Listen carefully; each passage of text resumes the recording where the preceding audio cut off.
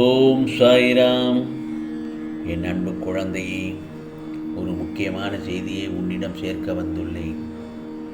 இந்த சாயப்பா சொல்வதை கேட்காமல் செல்லாதே என் செல்லமே. உனது வாழ்க்கையில் எல்லாம் இனி நல்லதாக நடக்கப் போகிறது.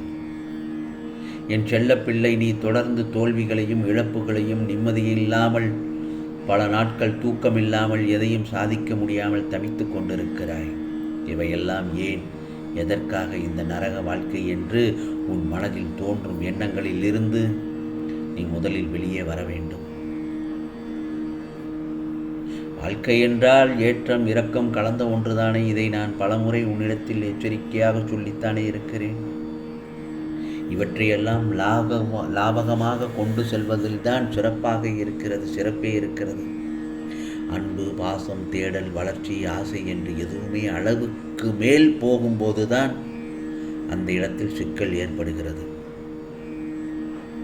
அடுத்தவர்களின் துயரங்களை கேட்கும்போது அதை ஆழ் மனதிற்கு கொண்டு சென்று அதை நம் வாழ்க்கையிலும் இப்படி நடக்குமோ என்று நீயே கற்பனையாக யோசிக்காதே.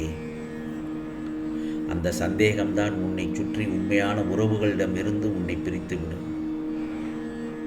இதை எப்படி சொல்வது என்ற எண்ணம் எல்லாம் வேண்டாம். மனதில் உள்ள குப்பைகளை உன் நம்பிக்கைக்கு உரியவர்களிடம் கொட்டிவிடு. அதே போலத்தான் உன் கட்டுப்பாட்டில் இல்லாத ஒன்றை பற்றி நீ எவ்வளவு யோசித்தாலும் அதில் உனக்கு தீர்வே கிடைக்காது. அதற்கு பதிலாக உன் மனதில் கேள்விகளை கேட்டுக்கொண்டே இருக்கும். கால நேர அழைப்பு தக்க சமயத்தில் கிடைத்தால் அதற்கான வாய்ப்பை பயன்படுத்திக்கொள்.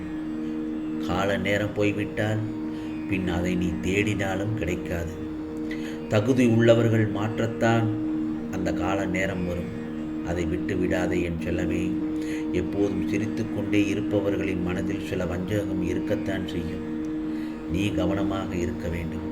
அதேபோல அமைதியாக இருப்பவர்கள் எல்லோரும் ஏதும் அறியாதவர்கள் என்று எண்ணிவிடாதே. உன் எண்ணம் மட்டும் உறுதியாக இருந்தால் நீ எண்ணியபடி உயரலாம். உன் எண்ணம் மட்டும்தான் உன் எதிர்காலத்தை உருவாக்குகிறது. உன் உண்மையான வலிமை என்ன தெரியுமா? கீழே விழுந்தாலும் எழுந்து வந்தேன் என்று நீ சொல்லும் கம்பீரமான வார்த்தைகளில் தான் உள்ளது. நீ மாற்றி யோசனை செய்தால் மட்டுமே மாற்றங்கள் வரும். இந்த சாயப்பா சொல்வதை கேட்டால் மலையென வேதனை வரவே வராது. யோசிக்காமல் எதையும் செய்துவிட்டு வேதனை வந்தால் மனம் தளராதே. இனிமேல் தான் நீ மகிழ்ச்சியாக இருக்க வேண்டிய தருணம். உன் வாழ்விற்கான அழகான பாதையை நான் இப்பொழுது உருவாக்கி விட்டேன் அல்லவா? அதில் நீ உற்சாகமாக வரப்போகிறாய், பயணிக்கப் போகிறாய். இனி நீ செல்லும் பாதையில் கற்களோ கடினமான பாறைகளோ இருக்காது. நான் சொல்வது புரிகிறதா? இனி நீ எடுத்து வைக்கப் போகும் ஒவ்வொரு செயலிலும் ஒவ்வொரு காரியத்திலும் தடங்கல்கள் வரவே வராது. உனது வாழ்வில் கஷ்டங்களும் துன்பங்களும் முடிந்துவிட்டன என் செல்லமே. இனி நடப்பவை அனைத்தும் உனக்கு நன்மையானதாகவே அமையும். வாழ்க்கையில் இருந்த போராட்டங்கள் ஒரு முடிவுக்கு வந்துவிட்டது. போராடி போராடி நீ வெற்றி பெற்றுள்ளாய். உன் போராட்டங்கள் அனைத்தும் சற்று கடினமானதனை என்று எனக்கு நன்றாக தெரியும். இனியோ அதற்கு மாறாக உன் கவலைகளுக்கே இடம் தராதே. நீ இருக்கும் இருப்பிடம் பூங்காவனமாக பசுஞ்சோலையாக மாறப்போகிறது. உனக்குள் இருந்த பயங்கள் எல்லாம் விலகி ஓடிப்போய்விட்டது. தைரியமாக இரு. அந்த லட்சுமியே உன் மனதில் குடிபுகுந்து விடுவாள். இதுவரை உன் மனதில் நீ கொண்ட வீணான பயங்கள், பயம், கஷ்டங்கள், பதற்றங்கள் இருந்த இடம் தெரியாமல் ஓடிப்போகப் போகிறது. உற்சாகத்துடனும் மனதில் மிகுந்த குதூகலத்துடனும் இருக்கப் போகிறாய். உனக்கு தொல்லைகள் தந்தவர்களும் தொந்தரவு கொடுத்தவர்களும் மிகப்பெரிய பாவத்திற்கு ஆளாகிவிட்டார்கள். இந்த சாயப்பாவின் துணை உனக்கு இருப்பதால் தீய குணங்களை கொண்டவர்கள் யாராலும் உன்னை நெருங்க முடியாது. உனது பிரார்த்தனைகளும் உனது பக்தியானமும் உன் வழிபாடுகளும் அனைத்துமே உன் குடும்பத்திற்கு துணையாக நிற்கிறது. உன் வீட்டில் தீபம் ஏற்றினாலே போதும். இந்த சாயப்பா அதில் நான் மொழியாய் இருந்து உன் குடும்பத்திற்கு வெளிச்சமாக இருக்க துணையாக இருப்பேன். அன்னதானம் உன்னால் முடிந்ததை செய். முடிந்தவரை உன் பிறருக்கு அன்னதானம் கொடு.